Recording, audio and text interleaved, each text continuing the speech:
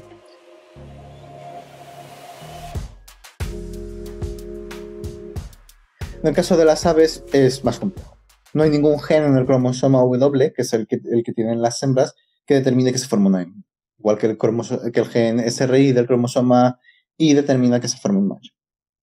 La determinación en realidad se está estudiando, pero prácticamente está confirmado que es por esto.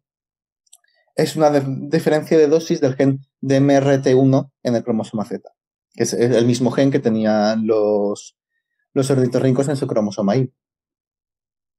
Esto significa que, por ejemplo, con un individuo Z0, es decir, que solamente tiene un cromosoma Z, en humanos pasa lo mismo. El individuo X0, que le falta un cromosoma Y o cromosoma X, que solamente tiene un cromosoma X, también es hembra.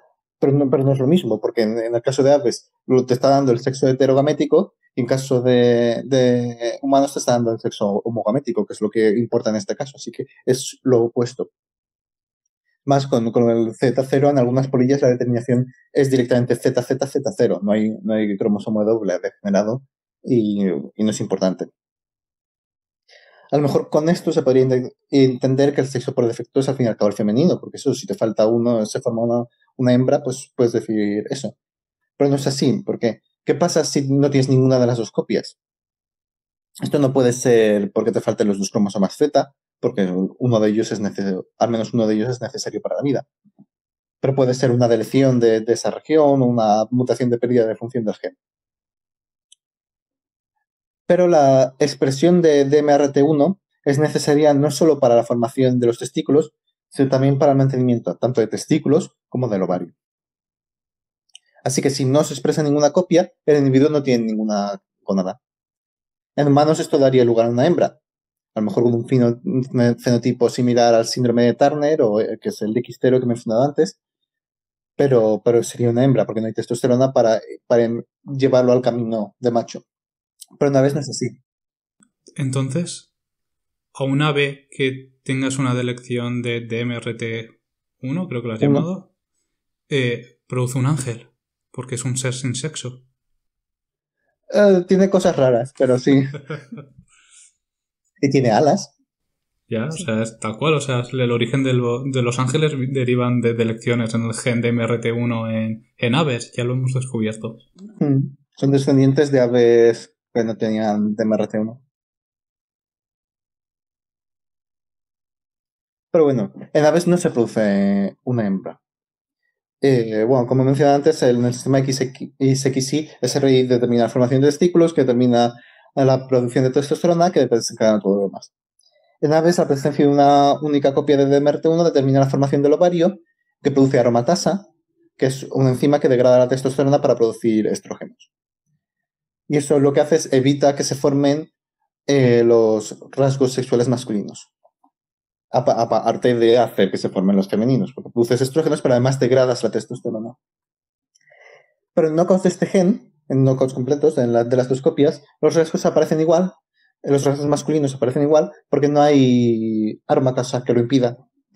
Hay testosterona, así que se produce. La testosterona no hace falta que se produzca en el testículo. A las mujeres, en humanos, las mujeres tienen, bueno, las hembras, por decirlo de alguna manera, tienen testosterona. Bueno, las mujeres se puede decir, porque todo el mundo tiene testosterona. Así que no es eso, distintos niveles, pero todo el mundo tiene testosterona. En aves funciona igual, y además en aves todo, wow, como ha mencionado antes Pablo lo del tubérculo urogenital, porque pues se forman de la parte de excreción de la orina y la parte de reproducción se forman a partir de la misma estructura. En aves está más mezclado aún. Y resulta que en aves sus riñones y la médula adrenal producen más testosterona que en humanos, más cantidad de testosterona que en humanos. Así que incluso sin testículos pueden producir testosterona para producir rasgos sexuales masculinos. No tan pronunciados, pero los pueden producir. Así que es eso. En ausencia de expresión de DMRT1, como es en el estadio de blástula, que es en el que sale el huevo, el individuo es macho. Así que cuando sale un huevo, técnicamente el individuo todavía es macho. Se puede desarrollar una hembra, pero todavía es macho. En mi opinión, lo que es ni macho ni hembra. Pero bueno, si consideramos que en humanos el sexo por defecto es hembra, en aves es macho.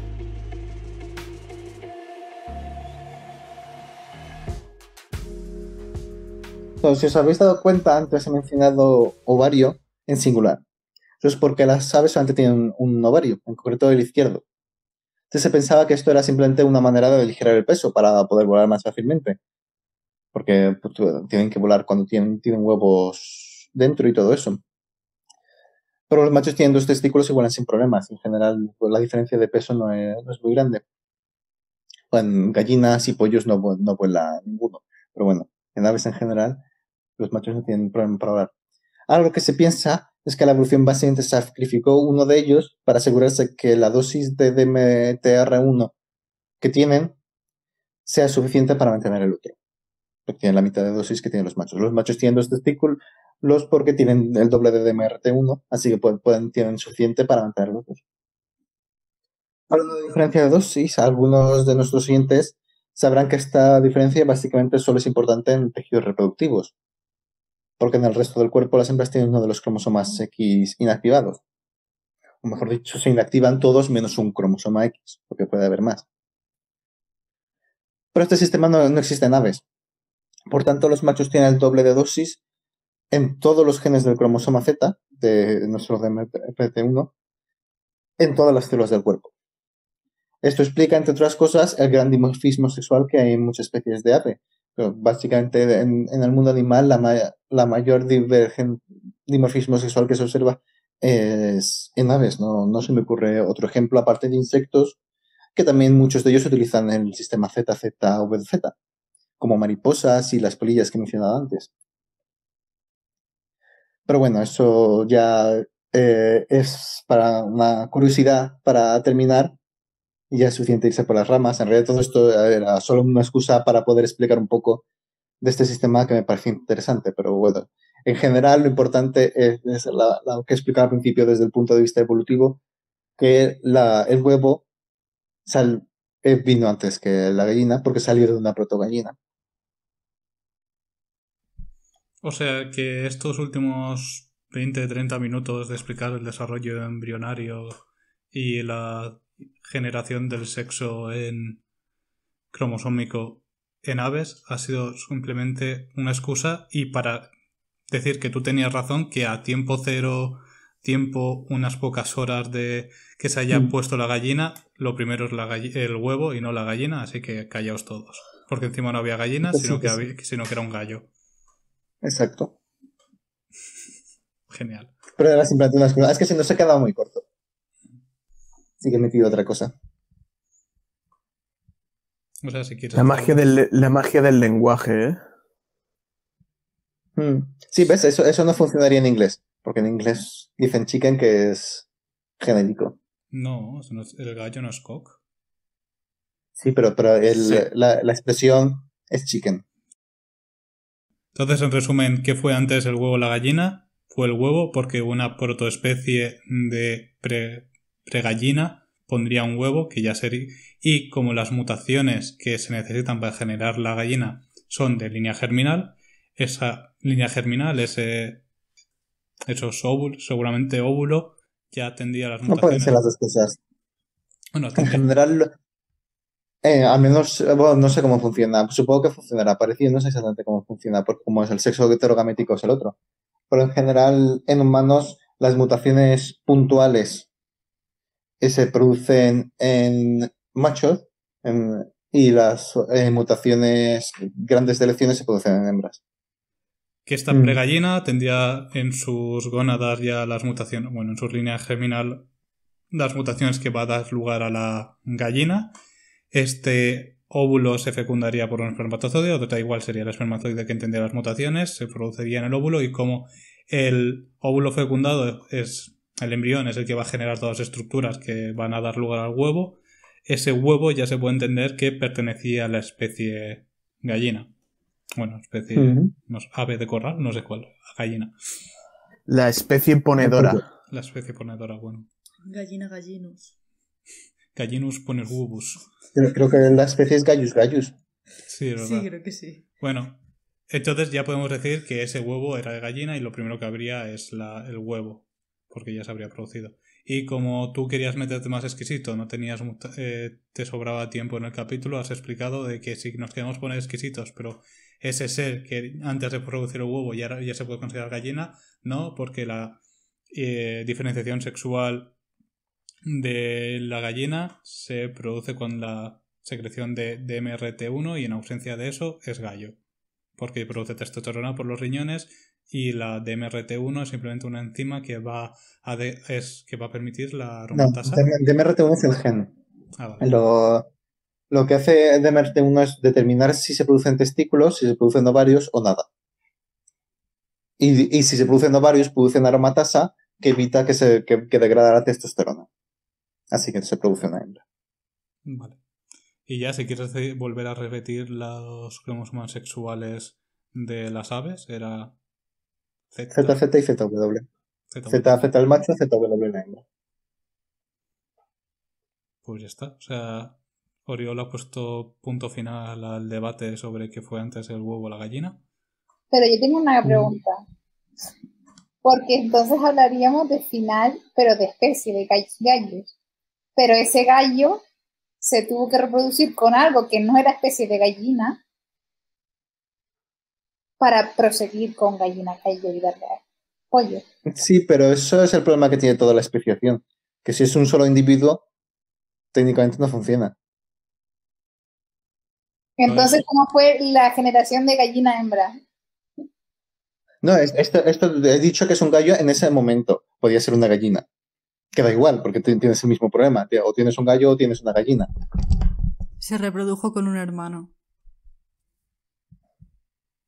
Sí, eso, lo más fácil es eso.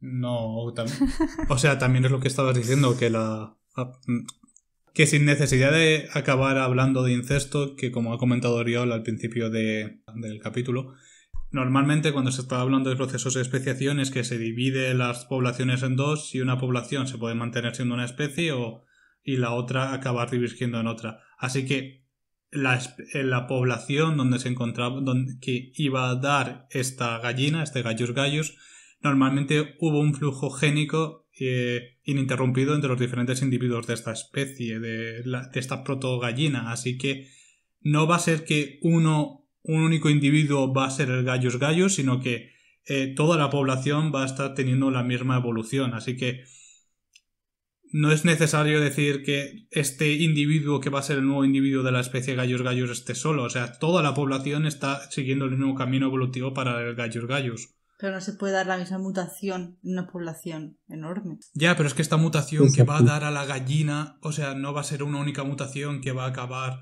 interrumpiendo todo el flujo génico con todos los otros individuos de la población. Si pasa eso va a morir. Así que va a ser una evolución gradual que en un punto que tú digas va a ser gallina. Es un poco difícil poner la frontera entre qué es gallina y qué es protogallina en ese sentido. A eso me refiero, o sea que no va a ser una única mutación que digas a partir de aquí es gallina y a partir de aquí es protogallina. O sea, lo único que lo podías hacer eso es si cada generación los pones a intentar reproducirse con la especie protogallina que estaba en el otro lado de la montaña, por decirlo de alguna forma. Así que es eso. Pero o sea, no este argumento que hemos dado ahora también se podría utilizar cíclicamente entre todas las protogallinas que pudiesen existir anteriormente. No sé si me estoy explicando. A ver, tiene que ser una población pequeña realmente en la que tiene que derivar la gallina. Y al final se tienen que fijar en todos los individuos de la población esa mutación que se ha dado a partir de la protogallina, porque si no, no sería la misma especie. Sí, a eso me refiero, que no va a nacer la gallina y esa gallina ya no va a poder intercambiar su flujo génico con los otros individuos de la población. Seguramente esta mutación sí que va a poder intercambiarlo, pero conforme pasen las generaciones va a ser más difícil. Sí, pero porque se habrán fijado más mutaciones o más cosas. Pero como va a haber flujo génico entre todos esa población aislada de protogallinas que está aislada de la otra población de protogallinas y que esta es la que va a dar a la gallina, va a haber flujo génico continuo. No va a haber un momento en que esos mismos individuos no puedan reproducirse entre sí mismos. No se pueden reproducirse con la otra población aislada, pero con esta población aislada sí. Así que a la pregunta de que Noemí dice de que va a haber una mutación que vaya a dar a la gallina y esta gallina no va a necesitar otra gallina, bueno, un gallo, o este gallo va a necesitar otra gallina para reproducirse, ¿cómo lo va a hacer? O sea, porque van a seguir siendo más o menos de la misma especie, o sea, va a poder ser... Puede que no sean totalmente la misma especie, pero sí que va a ser compatible que haya intercambio génico entre ellos, es lo que me refiero. Sí, ten en cuenta eso, que esta gallina no es diferente especie a la protagallina, se puede reproducir con ella. Lo que no se puede reproducir es con la protagallina de la otra isla. Es posible que en la protogallina, o sea, en la población original de protogallinas ya hubiese individuos con estas mutaciones, pero que se pudiesen intercambiar por flujo génico y seguir teniendo descendencia. Pero que luego al haber el proceso de separación, por ejemplo, detrás de la montaña, que se fuesen unos cuantos individuos y una especie de deriva génica, se fijarán se fijarán unas mutaciones en esa población que, aunque ya existieran en la otra, dieran paso a la gallina. Sí, que sea una combinación de mutaciones específica que dé lugar a la gallina. Puede ser, pero entonces se podría haber formado por azar también en la población original. Depende. No, porque igual la población original era más grande. Si hubo una deriva Sí, génica sí. que se lo había a unos cuantos individuos, es como en los Amis, por ejemplo, que se han fijado mutaciones que dan lugar a enfermedades, pero en este sentido se fijarían mutaciones que darían lugar a una especiación que hicieran que esas gallinas ya no se pudieran reproducir con las protogallinas. Mm. Pero en general es eso. Es uno de los principales problemas que veía G. Gould con lo del puntualismo salteado, de que si estás hablando de evolución darwiniana con acumulación de Me mutaciones... da un poco de hambre lo del puntualismo salteado. Vuelta y vuelta. Sí. Una cebollita, unas gambitas un revuelto, y te sale un revuelto que te quita el hipo. En fin, pero eso, que uno de los principales problemas que se le pone al darwinismo siempre es que para la evolución de las especies estás viendo que necesitas un gran periodo de tiempo donde hay una acumulación de mutaciones y donde vas a tener un gradiente de individuos, y eso es lo que no se ve en el registro fósil, que normalmente en el registro fósil se ve saltos. Pero ahí ya es, si estamos hablando, en general yo creo que se puede diferenciar en dos, que es si estás viendo grandes cambios, o sea, evolución a nivel de Bauplanes, de que está cambiando la estructura morfológica de los individuos muy grande, como la aparición de alas, o el salto entre diferentes aves, mamíferos, reptiles. Ahí no puedes acudir a la evolución darwiniana como se entiende de cambios graduales, sino que es más lo que se comenta de la evolución estructural, donde va a haber grandes... Normalmente estos cambios grandes se ve porque hay una reordenamiento. Hay una duplicación del todo el genoma y luego un reordenamiento génico de estos cromosomas. O sea, entonces ahí ya tienes una gran paleta de funcionalidades que puedes copiar para generar nuevas estructuras. Y cuando estamos hablando de cambios más graduales, creo yo, a nivel de dentro de mamíferos en sí, o por ejemplo, yo que sé, lo típico que se dice de la evolución de los simios o del Homo sapiens entre neandertales, Homo sapiens, Homo heidelbergensis, cavernotenensis y todo eso, sí que se puede pensar en una evolución más gradual, creo. O sea, no sé cómo pensáis, aunque igualmente ya debemos ir acabando esto. Sí, lo de que el registro fósil no... Aparte de que sí que se han encontrado formas graduales, el caso más famoso es el Archaeopteryx. Ya. Es simplemente eso que... Es muy limitado el registro fósil. Exacto. Si tienes 5 fósiles y había 5 millones de individuos, pues es raro que vayas a encontrar justo el que esté en medio. Ya, exacto. Pero igualmente no puedes pensar que la evolución va a ser algo completamente gradual. Sí que es verdad que tiene que haber cambios tochos, la palabra científica es tochos, cambios muy grandes, sí. Y que esto normalmente se deben a lo de una duplicación cromosómica de genoma completo. Es mucho más difícil de mantener a la hora de que se fije en la población un cambio tan enorme, pero yo qué sé, sí sé que hay pruebas de que sí que han ocurrido eventos de duplicación génica, pero, sí, pero mira es algo Pablo, que con no el tamaño ocurre, que tiene. O sea, no es un mecanismo de lo más común en la evolución, diría yo. Pero no es de lo más común, pero es cuando se produce esto, es cuando te permite hacer grandes cambios a nivel de Bauplanes, no estamos hablando. Sí, pero se ha producido 2 veces, ¿no? No, en plantas más veces, pero porque en plantas, pues sí, en plantas solo las plantas. Estamos hablando de otro tipo de organismos totalmente distintos. Y en animales también. Sí, en animales se habrá producido 1 o 2 veces. Creo que había... O sea, en animales, en humanos 2 veces. Sí. Y luego hay animales que a lo mejor han sufrido alguna extra, pero eso son ramas muy concretas del árbol. Sí, pero simplemente que lo que tenemos que entender que son diferentes mecanismos de evolución que están sucediendo al mismo tiempo, no solamente va a ser... Sí, que no solamente evolución gradual, pero que la evolución que tú mencionas es algo muy raro. Obviamente para dar gallinas, no. No, a eso me refiero, que en este caso para una evolución de algo como de protogallina a gallina con simplemente acumulación gradual de mutaciones te sirve, pero luego si quieres ir a algunos eventos más tochos, como por ejemplo era el paso de... La aparición de vertebrados, por ejemplo. Ahí sí que o en plantas la aparición de las gimnospermas y angiospermas también se debía a una duplicación de genoma completo, si no me equivoco. O sea, a nivel de cambios muy muy grandes sí que podemos hablar de este tipo de evolución. De este mecanismo de evolución más que de tipo de evolución. Evolución es evolución, al fin y al cabo. Y quitando esto creo que ya podemos acabar. Sí. Sí, pero gracias, he dicho lo que tenía que decir.